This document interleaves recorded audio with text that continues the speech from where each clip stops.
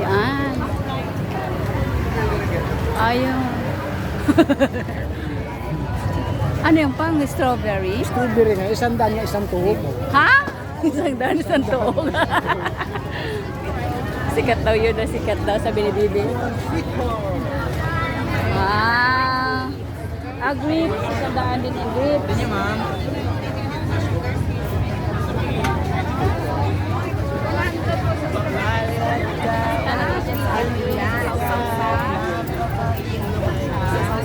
Sa tubig na malakas. Tumigil siya.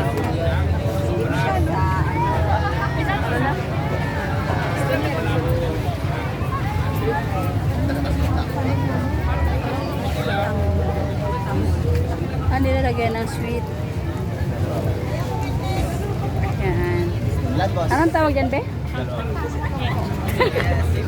Grapes pa, tsaka strawberry. Magkano ganito, be? Ayan. Pag di masarap, hindi ko bayaran natin. Pero pag masarap, Doble ang bayad. Pag masarap, doble ang bayad. Sweet, yung white sugar. kailangan tapos nilalagay sa Oo, sa sauce niya. Tapos para maglamig, magtigas. para pag ginagat mo siya, matigas. Matigas siya. Ang mansanas kaya gawin ganun. Kung ano-ano lang ngayon. May isip, no?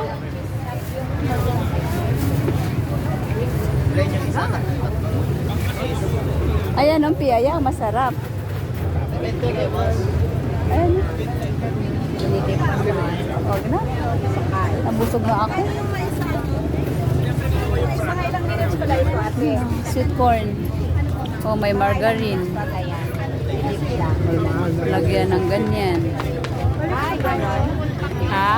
Ikot? tayo dito. Hanapin natin stall number 5. Sige, busog naman na tayo. Tapos balik tayo doon ulit naman. Lalabas naman. Oh, inisige ah. Lang, ito ulo. Kakain pa ka siya ng tanggulo. Oh, tanggulo.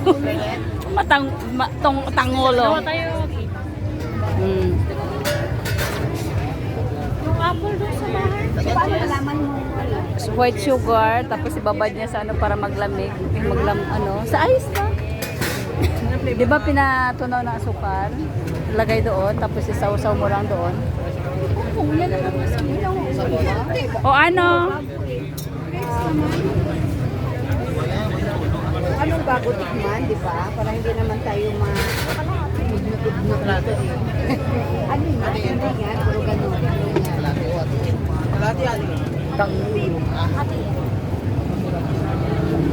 Di ba babad siya sa sa ice para magtigas? Ito na yung strawberry.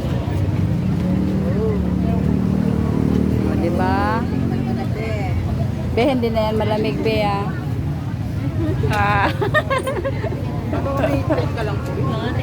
Matikman mo nga, be. Ano, be? Ano masasabi mo, be? Nakalimutan. Galalawit. Galawit niya nga sa kwal sa lips mo, be. Dapat matigas ko. Ha? Kulang sa babad. Kulang ang lamig. Ayaw mo? Si mami mo. Patikimin mo doon.